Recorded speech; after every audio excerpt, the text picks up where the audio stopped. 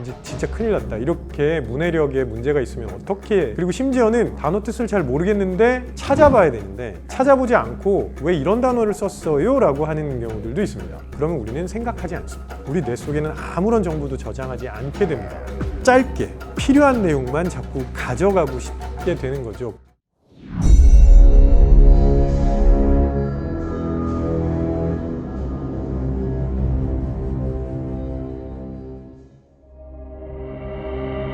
사이코패스, 나르시시즘, 인격적 장애의 일종. 자신의 성공을 위해서는 가리지 않고 가리지 않고 나쁜 짓을 저지르며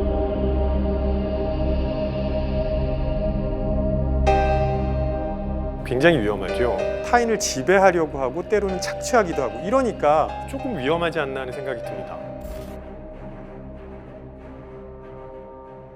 최근에 이 얘기 되게 많이 나오고 있는데요. 입사 지원서 휴대전화 칸에 아이폰 이렇게 적고 우천시 장소 변경이라는 공지를 보고 우천시가 어디냐? 라는 질문을 했다는 이야기 등등. 이게 이제 소셜미디어랑 여러 커뮤니티에 이런 사연들이 굉장히 많이 올라오고 있더라고요. 그러면서 따라 나오는 얘기가 뭐냐면 이제 진짜 큰일 났다. 이렇게 문해력에 문제가 있으면 어떻게 하느냐. 거기에 좀 오해가 있습니다. 그래서 오늘은 문해력 논란에 대해서 좀 자세하게 이야기해 보겠습니다.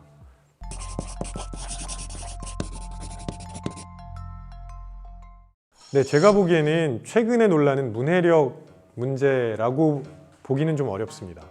예를 들어서 친구 딸 결혼식에서 축사를 해주기로 했다는 말에 축사는 소 키우는 데 아니야? 라고 답하거나 금일, 이거를 금요일이라고 생각하거나 뭐 이런 거를 문해력 문제다라고 얘기하는데요. 아니죠. 어휘력 문제죠. 어휘력은 특정 단어의 뜻을 알고 있느냐 아니냐고요. 문해력은 글을 읽고 쓰는 능력이에요. 그런데 글을 제대로 읽고 쓰려면 단순히 글자를 아는 것만으로는 안 되죠. 그거에 더해서 전체적으로 문맥이 어떤 건지, 주제는 뭔지, 거기에 더해서 내가 그걸 읽고 소화한 다음에 다른 사람에게는 전달할 수 있는 건지, 여기까지가 다 문해력에 포함된다고 봐야 되거든요. 근데 요즘 나오는 논란은 이 본질과 좀 벗어나 있는 것 같습니다.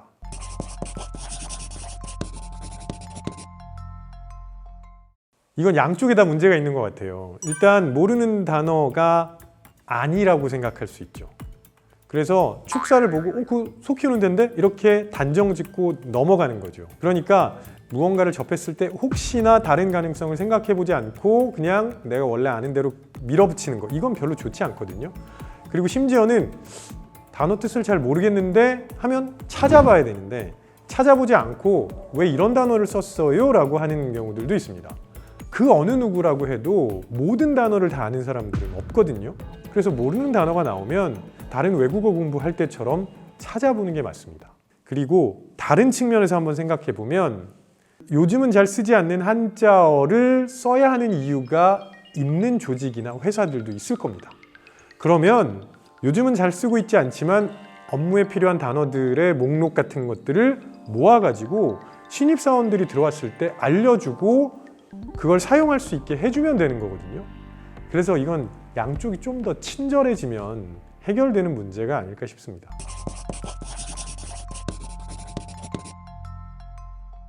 예전에는 우리가 정보를 습득하려면 거의 예외 없이 책, 문서 이런 거를 사용했었어야 합니다.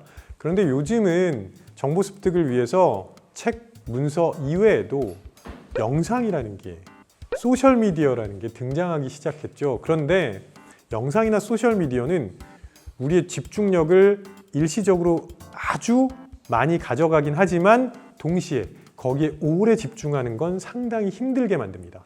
짧게 필요한 내용만 자꾸 가져가고 싶게 되는 거죠. 요약한 내용은 가져갈 수 있지만 전체적인 맥락이나 아주 상세한 내용들은 다 놓치게 될 수밖에 없습니다. 그래서 이게 문해력에 아주 안 좋은 영향을 주게 되는 거죠.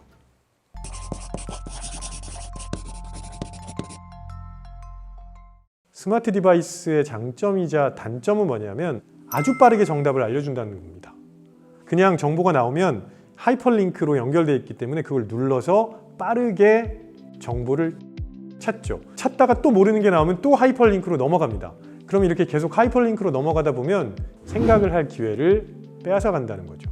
그게 이제 장점이자 단점이라고 할 수 있습니다.